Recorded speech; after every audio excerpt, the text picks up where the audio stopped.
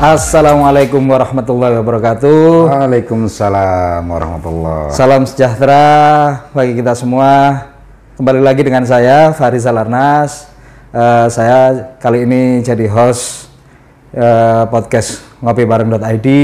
Sudah hadir narasumber di samping saya Pak Dirut dari PTPN 10, Pak Tuhu Bangun.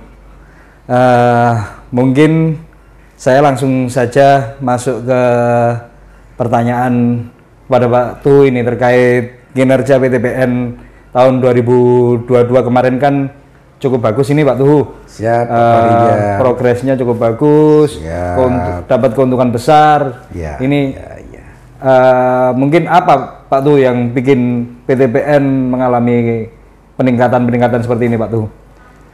Baik, makasih Pak Rijal. Assalamualaikum warahmatullahi wabarakatuh. Selamat malam dan tentunya salam sejahtera bagi kita semua. Selawat dan salam juga kita selalu sampaikan atau hadiahkan kepada baginda Rasulullah. Makasih Pak Rijal yang sudah sengaja mengundang kami pada malam yang berbahagia ini di tempat ngopibareng.id dalam rangka diskusi, ya, diskusi atau sharing experience. Saya adalah Direktur PTPN 10, yang benar apa kata Pak Rijal, merupakan CEO dan mengelola tentunya di tahun 2020, yaitu 3 bulan, kemudian full di tahun 2021. 2021, 3 bulan, 2022 full 1 tahun. Ya, jadi apa yang terjadi sebagaimana pertanyaan Pak Farizal Arnas, kenapa dan atau kinerja 2022 itu sedikit membaik, ya, walaupun menurut saya belum optimal 100%, karena memang kalimat maksimal dan optimal itu di dalam produksi itu tidak layak digunakan kalimat maksimal. Kenapa? Karena memang produksi itu tidak ada ambang klimaksnya. Selama itu selalu kita gunakan spirit untuk bagaimana tumbuh dan berkembang, maka dia akan terus bergerak ke atas. Tetapi kemudian kalau ada spirit yang tidak seragam atau tidak ada upaya misalkan, maka dia akan menjadi minimal. Nah, oleh karenanya maka saya katakan tidak ada kalimat dalam sektor produksi itu secara maksimal, tetapi optimal. Baik, rekan-rekan juang semuanya, dimanapun berada, khususnya rekan-rekan para perintis perkebunan se-Indonesia, bahwa Allah telah berjanji, gitu ya, minta kepadaku katanya, niscaya akan kuberikan. Maka buatlah proposal setinggi-tingginya.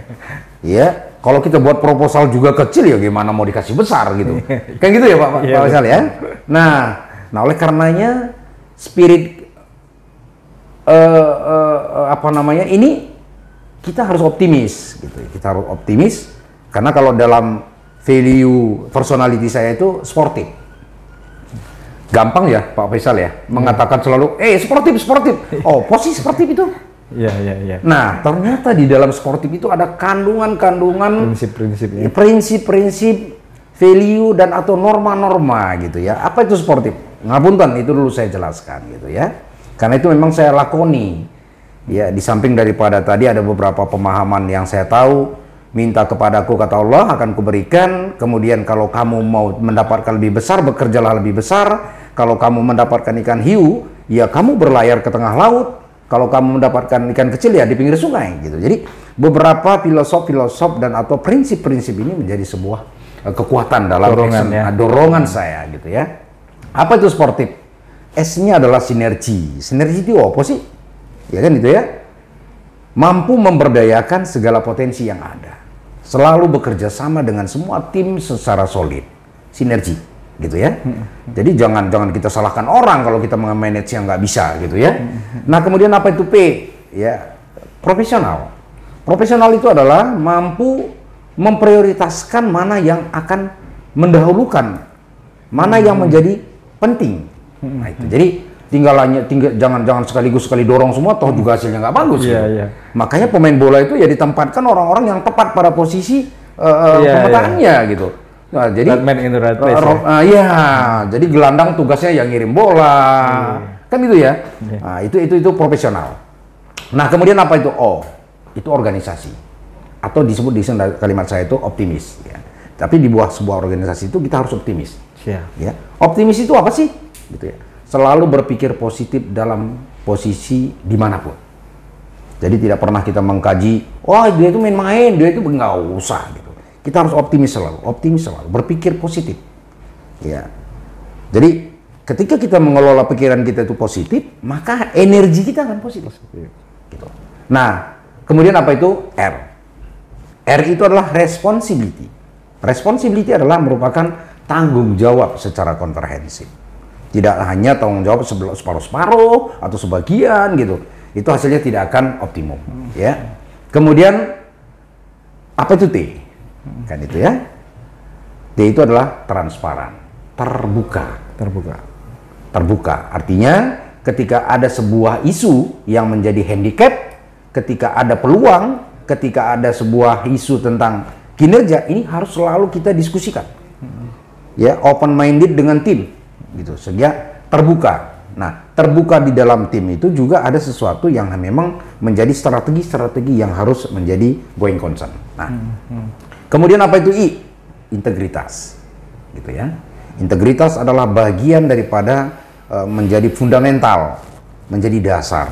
Karena kita sebagai pemimpin harus menjadi role model. Kita harus memberikan contoh yang terbaik. Contoh yang terbaik itu apa? Terutama dikelola integritas kita. Ya. Nah, ini bagian yang penting juga. Yang terakhir adalah F-nya itu fokus. Dari semua planning, dari semua organizing, kemudian dari semua acting kita, itu harus fokus. Tadi yang saya katakan profesional. Ya kan? Dengan kita sudah memetakan perencanaannya step by step, ya kita fokus. Jangan semua dikerjain tapi semuanya juga buyar, nggak fokus gitu. Sehingga hasilnya nanti bisa negatif. Gitu Pak Faisal. Nah, sehingga inilah yang menjadi value personality saya. Nah, ini saya transferkan kepada tim dulu. Karena di dalam mengelola sebuah perusahaan itu hanya dua kuncinya. Pertama adalah bagaimana SDM itu sadar dengan tanggung jawabnya di masing-masing level. Dia tahu apa yang harus dia kerjakan. Tadi organisasi. Ya, mengorganize sebuah perusahaan itu, mengorganisasikan itu harus betul-betul gitu. Dan itu nyampe ke bawah gitu ya. Nah, yang kedua adalah kita sampaikan selalu bahwa di sektor perkebunan yang saya katakan sektor real, ini sebenarnya pemegang saham sudah memberikan modal. Apa itu? SDM. Nah, pertanyaannya, apakah kemudian kita mengelola SDM itu sudah benar? Ya kan? Sehingga SDM ini bisa menciptakan uang. Nah, jadi mana lebih penting pendanaan dibanding dengan SDM? Ya SDM. SDM itu menciptakan uang. Tapi adapun uang kalau SDM-nya tidak dikelola dengan baik, maka ini akan hangus. Ya kan gitu ya. Tapi apakah penting uang? Penting untuk mendorong pertama ya gaji dan lain-lain sebagainya. Nah, dua isu ini sebenarnya maka pada tahun 2021 PT PN 10 memberikan laba itu di angka 50,488 miliar. Dengan kinerja ya saya katakan membaik dibanding dengan tahun 2020. Secara operasional tahun 2020 produksi tebu itu kita peroleh di angka 3,22 ribu juta ton. Sebelumnya berapa? Tahun itu 2020. Ya, 2020. 2021 kita memperoleh 3,556 juta ton. Tapi itu tadi 2022 signifikan sekali ya. Jadi kenaikannya. Naik menjadi 4,72910. Gitu ya. Jadi pertumbuhan atau growth-nya itu di angka 48%. Nah, ini kenapa terjadi? Tentu kami atau saya fokus pada atau konsentrasi pada bagaimana mengelola SDM tepat pada sesuai dengan kompetensinya, the right man on the place, gitu ya. Kemudian mengorganisasikan sedapat mungkin development organizing capability.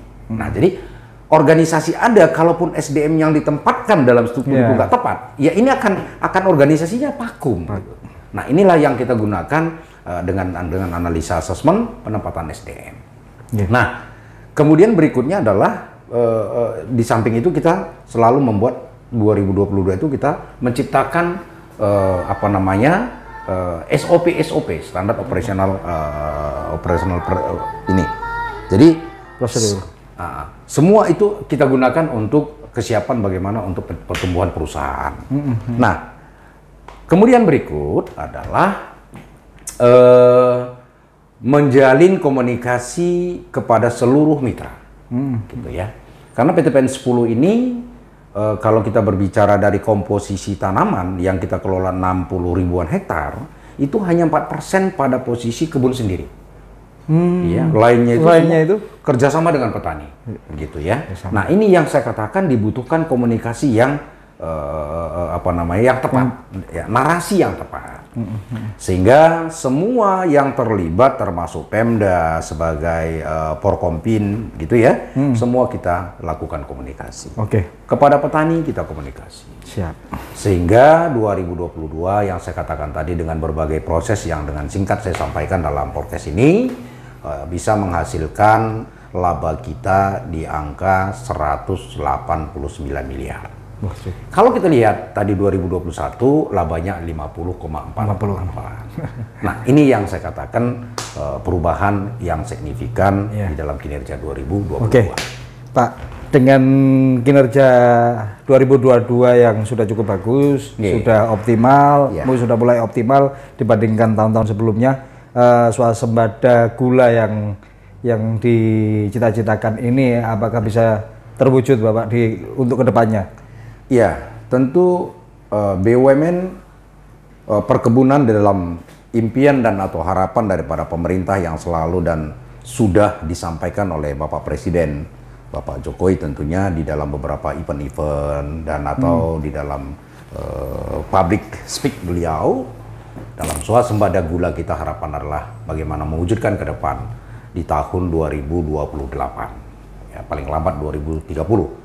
Tentu BUMN, PTPN dalam hal ini salah satu organnya BUMN berperan utama karena kita punya areal terluas di Indonesia.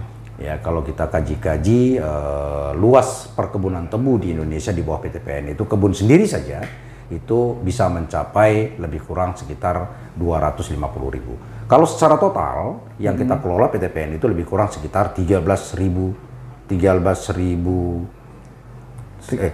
juta hektar. 13 juta hektar. Nah, ini akan memberikan kontribusi kepada produksi gula di angka 1,1 juta ton gula. Ya. Nah, inilah yang saya katakan harapan pemerintah, maka PTPN salah satunya adalah PTPN 10. Bagi saya wajib hadir memberikan kontribusi itu. Maka kita harus optimis. Swasembada ini bisa terwujud. Tentu dengan optimis ini kita punya langkah-langkah strategik bisnis model dan kemudian action plan yang tepat pada sasarannya. Nah, sehingga beberapa strategi yang di tahun 2022 tadi salah satu merangkul semua petani, memanfaatkan area-area untuk jadi produktif, kemudian menyediakan cash flow, mempersiapkan SDM, gitu ya, supaya berpikirnya itu ke depan, gitu. Jadi kita optimis melalui PTPN 10 untuk mendorong dan hadir memberikan kontribusi di dalam target dan atau harapan pemerintah dalam rangka swasembada gula. Oke Pak, Pak Tuhu, mungkin ini kan terkait spin-off pabrik gula ya, yang ini kan sudah ada ASG, ya kan? SGN ya. Ada SGN. Terus ini kan fokusnya ini PTPN ini kemana, SGN-nya kemana? Ini kan jadi saya mungkin publik belum tahu terkait hal ini. Nggih. Bisa dijelaskan, Pak? Baik, makasih. Jadi Pak Anas, bahwa pemerintah dalam rangka memberikan andil BUMN ini mempunyai namanya aksi korporasi. Aksi korporasi ini terutama di bidang perkebunan ini memang dari hari ini menjadi satu BUMN, satu holding ya. Ini punya sejarah yang dulunya adalah 34 PTPN menjadi 14 PTPN. Kemudian dari 14 PTPN ini saat ini satu holdingnya, yaitu holding company yang ada di Jakarta, PTPN 3. Nah, kemudian dari beberapa tahun terakhir pemerintah melihat kinerja demi kinerja, maka dipandang penting melakukan aksi korporasi. Kenapa? Karena memang dunia bisnis hari ini tidak aman-aman saja, dan tantangan sudah semakin global. Selalu saya katakan VUCA. VUCA itu adalah volatility, uncertainty, complexity, dan ambiguity. Apalagi ini dunia menghadapi resesi global seperti saat ini. Ya, jadi, nah oleh karenanya maka pemerintah melakukan restrukturisasi perusahaan. Nah, maka akan dijadikan dan bahkan sudah terjadi tadi, salah satu adalah SGN. 3 subholding nanti di sana. Ada Sinergi Gula Nusantara, itu yang terjadi sekarang, sudah spin off, sudah launching, dan sudah berdiri. Dan kemudian nanti ada Palemco, yang namanya memang khusus menangani komoditi kelapa sawit. Kemudian ada nanti namanya Asset Management atau Supporting Co. Itu nanti akan menangani dari beberapa core bisnis yang ada. Ya, jadi single management ini akan terjadi. Nah, bagaimana situasi pergulaan setelah terpisahnya pabrik-pabrik yang jumlahnya sekarang ditangani SGN itu lebih kurang 36 pabrik. Khusus menangani pabrik atau disebut dengan off-farm-nya. Apa yang terjadi dengan terpisahnya di tanaman yang sekarang di PTPN atau disebut dengan on-farm-nya? Tentu ini adalah bagian salah satu mendorong nanti bisnis ini akan terbentuk antara on-farm dan off-farm, antara PTPN asal dengan SGN, yang nanti PTPN asal ini akan mungkin terjadi di bawah Supporting Co tadi atau Asset Management Co, ya. Dia akan dikelola semua di sana, ya. Nah, ini tentu ada hubungan bisnis, maka nanti PTPN wajib semua memenuhi kebutuhan bahan baku yang ada di 36 pabrik. Tentu sekarang itu petani-petani yang saya katakan tadinya mitranya PTPN sudah langsung dikelola oleh Sinergi Gula Nusantara atau SGN. Kita berharap bahwa dengan berdirinya subholding ini akan memberikan kontribusi dan pengawasan lebih komprehensif. Ya, lebih kecil gitu ya. Kalau tadi kan luas banget nih. Sehingga nggak fokus. Jadi cuman dengan terjadi pun subholding ini, bahwa pemegang saham melalui holding, kita semua manajemen sepakat bahwa tidak ada PHK, ya, tidak akan terjadi penurunan remunerasi dan macam-macam. Ada kepastian di sana terhadap seluruh stakeholder. Nah, itu kira-kira. Oke. Pak, PTPN ini kan punya lini bisnis yang lain, gitu kan? Ada lini bisnisnya, ada mame, ada tembakau. Ini. Mungkin bisa dijelaskan, Pak, prospeknya seperti apa ini dua core bisnis? Siap. Oke, jadi saya berbicara PTPN 10. PTPN 10 ini memang core bisnis utamanya adalah memang gula. Gula ini yang saya katakan tadi terintegrasi, hulunya adalah tebu, on-farm yang saya katakan, kemudian prosesnya jadi ada di pabrik. Yaitu yang sekarang yang off-farm yang sudah menjadi asetnya SGN. Nah, ada gula gitu. Jadi input, proses, output gitu ya. Jadi tadinya ini terintegrasi, hari ini sudah terpisah. Kita hanya berbicara di on-farm doang. Nah, terus kemudian PTPN ini punya 3 anak perusahaan atau disebut dengan ANPER. Satu adalah PT Enero, mengelola bioetanol ya di pabrik gula Gempol Kerep yang sudah diresmikan kemarin dan dikunjungi oleh Pak Presiden langsung, karena memang isu nasional itu kita dua yang defisit, ya kan, adalah ketahanan pangan dan ketahanan energi. Nah, kemudian ya, Enero ini mengelola adalah turunan dari tetes gula, gitu ya. Jadi di gula itu ada tetes, ada ampas, ada belotong. Iya. Nah, tetesnya ini atau niranya ini kita kelola menjadi energi. Nah, jadi dari tetes ini dia mengeluarkan nanti ada bioetanol, ada ENA, ada TA. Nah, ini yang dikelola atau dikembangkan di PT Enero, salah satu anak perusahaan. Kita buat anak perusahaan. Dan alhamdulillah tahun ini 2022 dia laba di angka 5,9 miliar. Laba di sana. Yang tadinya diasumsikan rugi jadi laba gitu ya. Tadinya di dalam anggaran rugi 22 miliar tuh. Tapi labanya jadi 5,9. Nah, ini salah satu anak perusahaan PT PEN 10. Yang kedua, anak perusahaan PT PEN 10 juga mengelola di bidang plastikan. Itu Dasaplas. Nah, jadi ini mengelola tentang pabrikan plastikan. Kemudian termasuk packaging kita ada di sana. Ya, jadi dan insya Allah kinerjanya juga membaik. Jadi nggak perlu packaging di luar lagi. Nggak perlu lagi. Jadi gula kita packagingnya di sana. Nah, nanti minyak gorengnya seperti Nusa kita produk PT PN Group kita packaging di situ gitu ya. Kemudian waring yang dibutuhkan ke tembakau nanti dari sana. Goni gula yang besar kemasan 50 dari sana gitu ya. Jadi kita sudah punya terintegrasi dari beberapa produksi. Satu lagi unper kita adalah Mitra Tani 27. Ini bergerak di bidang frozen ya, di bidang frozen. Iya, di bidang makanan edamame, kemudian ada cimami, kemudian ada sayuran yang kita ekspor, kita kirim juga ke beberapa negara. Terutama edamame ke Jepang, ke Singapura. Ini kita ekspor semua nih.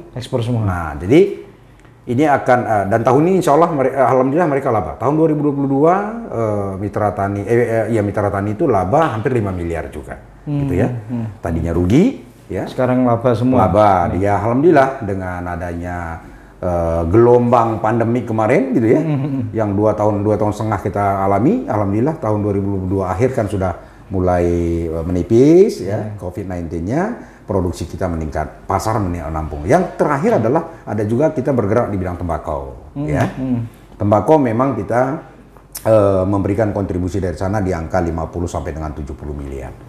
Luas tembakau tahun 2020 itu 600. 2021 maksud saya, 2021 itu 600. 2022 kita menanam tembakau di angka 665 hektar.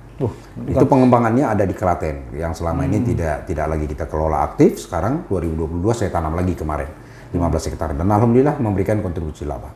Di samping kita pemanfaatan aset dan fixed cost yang menjadi bleeding tadi selama ini, karyawan tidak kerja menjadi kerja. Ya.